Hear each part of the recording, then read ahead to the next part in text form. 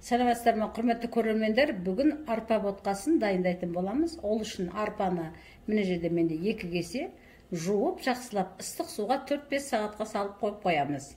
4-5 сағаттан кейін судан сүзіп алып, ары қарай дайындаймыз. Міне арпамыз 2 сағат өтті.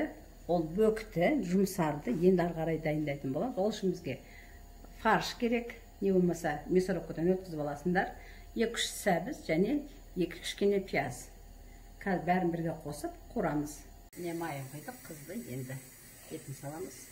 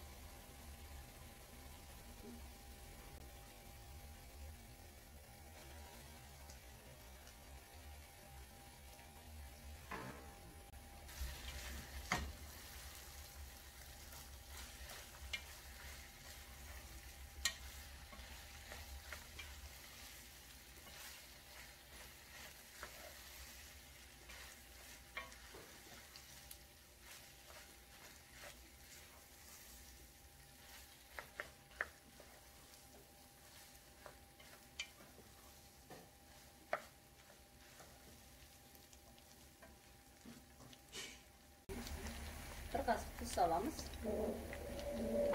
Енді су қосамыз. 1 сағатта дайын болады біздің кашамыз. Осылай ақырын отқа, өте баяу отқа пісіреміз.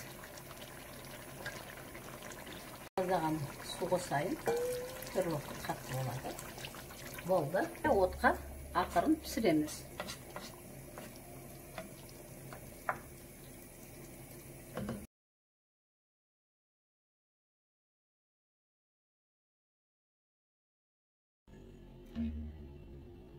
Міне арпадан жасаған кашамыз дайын болды.